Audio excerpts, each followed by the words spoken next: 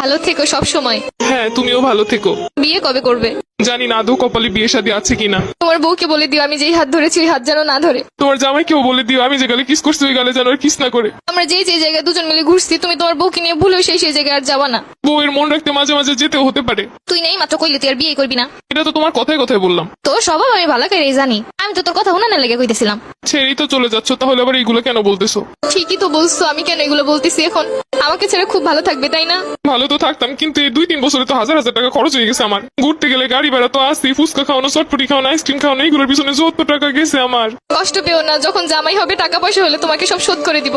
তোমার কিন্তু মাঝে মধ্যে এমবিও বইটা দিতাম আমি। হ্যাঁ ঠিকই বলছো, আমি তোমার কাছ থেকে নিতে চাইছিলাম না, তুমি আমাকে জোর করিয়ে দিছিলা। তখন তো বুঝি না এগুলো সব লস হয়ে যাবে। আচ্ছা জামাই হলে ওটাও শোধ করে দিব, টেনশন করো না। ঠিক আছে, এগুলো শোধ করে দিলে আমার আর মনে কোনো কষ্ট নাই। শুধু নিজে যা যা করছো তাই ভাবলা, আমি যে কি করছি সেইগুলো মনে নাই।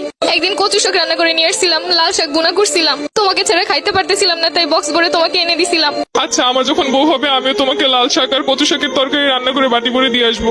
চেয়েছিলে এই শীতে রাজহাঁস রান্না করে খাওয়াতে আমাকে। ইচ্ছে তো ছিল কত কিছুই, কিন্তু হলো কই? সবই তো ঠিক ছিল, শুধুমাত্র একটা স্বপ্ন দেখে এভাবে চলে গেলে। আর আমার এই শীতে রাজহাঁস খাওয়া হলো না। শুধু কি স্বপ্নই? তুমি যে একটা মেয়ের দিকে তাকাইছিলে 2 মিনিটের জন্য, সম্পর্কে শুরুতেই বলছিলাম কোনো মেয়ের দিকে ভুলেও তাকাবা না।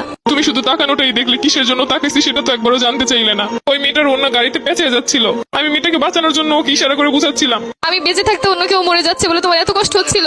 আমি তো বলেছি আমার ভুল হয়েছে।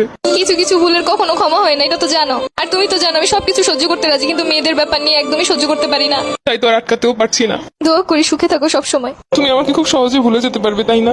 ঘৃণা মানুষকে সবকিছু করতে শিখায়। ভাবতেছি এতদিন যার সামনে তোমাকে বউ বলে পরিচয় দিচ্ছি, পরবর্তীতে কি হবে? তাদেরকে বলবে আমি মরে গেছি। জীবন তো কারোর জন্য থেমে থাকে না।